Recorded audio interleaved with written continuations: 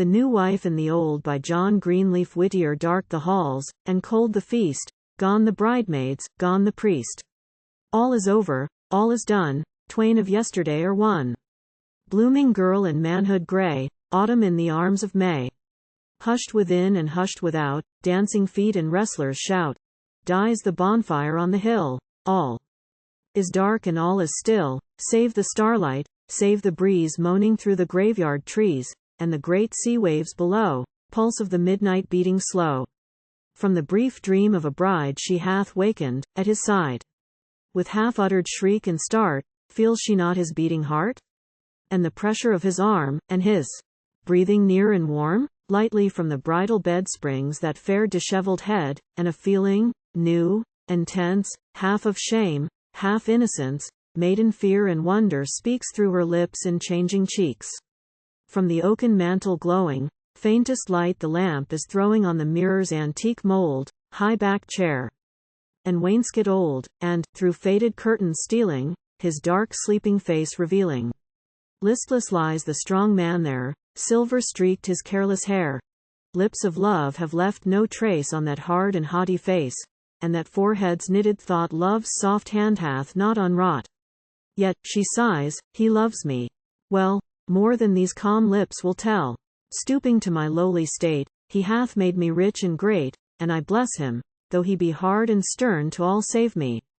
While she speaketh, falls the light o'er her fingers small and white, gold and gem, and costly ring back the timid lustre fling, love's selectest gifts, and rare, his proud hand had fastened there. Gratefully she marks the glow from those tapering lines of snow, fondly o'er the sleeper bending his black hair with golden blending, in her soft and light caress, cheek and lip together press. Ha! That start of horror! Why that wild stare and wilder cry, full of terror, full of pain? Is there madness in her brain? Hark! That gasping, hoarse and low, spare me, let me go. God have mercy! Icy cold spectral hands her own enfold, drawing silently from them love's fair gifts of gold and gem. Waken! Save me! Still as death at her side he slumbereth. Ring and bracelet all are gone, and that ice-cold hand withdrawn.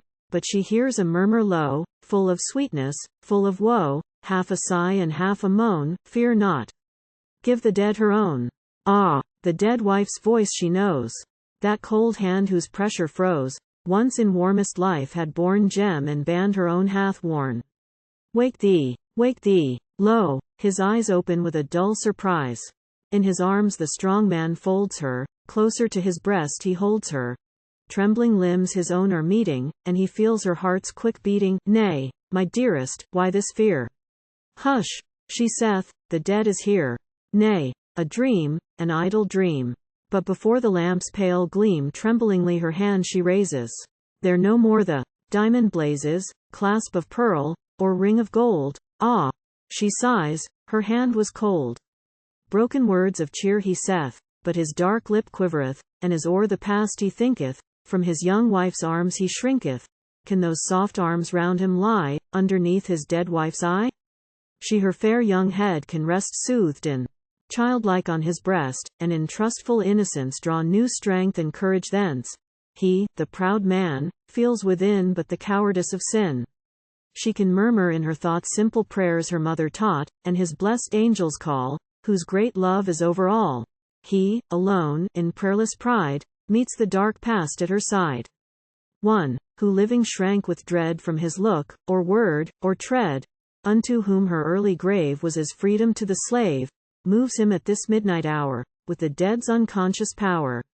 Ah! The dead, the unforgot, from their solemn homes of thought, where the cypress shadows blend darkly over foe and friend, or in love or sad rebuke, back upon the living look, and the tenderest ones and weakest, who their wrongs have borne the meekest, lifting from those dark, still places, sweet and sad remembered faces, or the guilty hearts behind an unwitting triumph find.